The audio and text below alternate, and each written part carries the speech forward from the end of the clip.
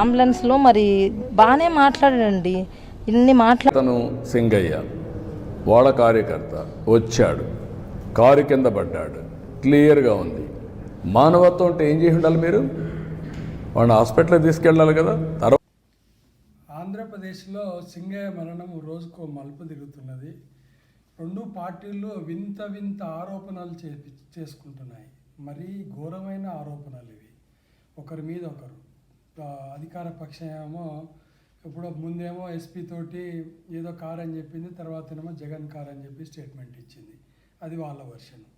ఇక జగన్ అయితే నిన్న సింగయ్య మృతుడి భార్య జగన్ మరి ఆఫీస్కి వచ్చిందో ఇంటికి వచ్చిందో తెలియదు, ఆమె మీడియాతో మాట్లాడుతూ అతనికి కారు కింద పడ్డాడు, ఏ కారు కింద అనేది ఆమె కూడా క్లియర్గా చెప్పలేదు. ఎవరి కారు అనేది ఆమె చెప్పడం లేదు, మేనేజబుల్ అది.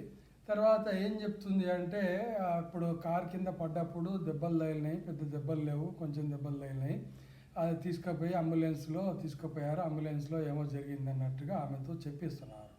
అది చెప్పిస్తున్నారో ఆమె నిజంగానే చెప్తున్నారో మనకు తెలియదు. కానీ ఇక్కడ వీళ్ళు రెండు ప్రభుత్వాలు కలిపి అంబులెన్స్ స్టాఫ్ను కించపరిచేలాగా చేస్తున్నారనే విషయం వీళ్ళు మర్చిపోతున్నారు. రాష్ట్రాలలో దేశంలో మొత్తం దేశంలో అంబులెన్స్ వాళ్ళు ఎంత సేవ చేస్తున్నారో అర్థం కావడం లేదు వీళ్ళకు. ఆడ ఇప్పుడు చంద్రబాబు నాయుడు చెప్తున్నాడు అక్కడ వాళ్ళు పట్టించుకోలేదు, ఆడ వదిలేసిపోయారు అని చెప్పి. ఇప్పుడు వీళ్ళు ఇప్పించే స్టేట్మెంట్ను చూస్తుంటే అది చంద్రబాబు వాదన కరెక్టే అనేటువంటి ఆలోచన వస్తుంది కదా. ఎందుకంటే ఒక వ్యక్తికి దెబ్బలు తగిలిన తర్వాత అంబులెన్స్లు ఎక్కించినప్పుడు అంబులెన్స్లో ఒకరిద్దరు కార్యకర్తలు వెళ్ళి పంపిస్తారు కదా, కార్యకర్తలను వాళ్ళకి సంబంధించిన వ్యక్తులను పంపిస్తారు.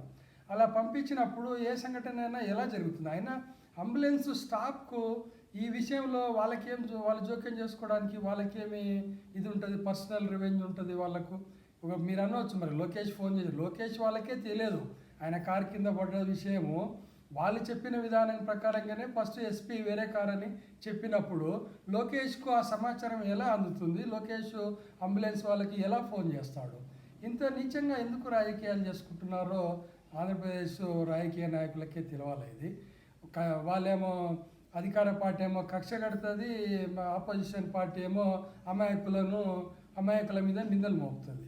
ఎందుకంటే దారుణమైన రాజకీయాలు ఇంకొకటి ఉండదు. పాపం ఇవాళ రేపు జనాలుగా అంబులెన్స్ ఎక్కాలంటేనే భయపడే పరిస్థితికి తీసుకొస్తున్నారు వీళ్ళు.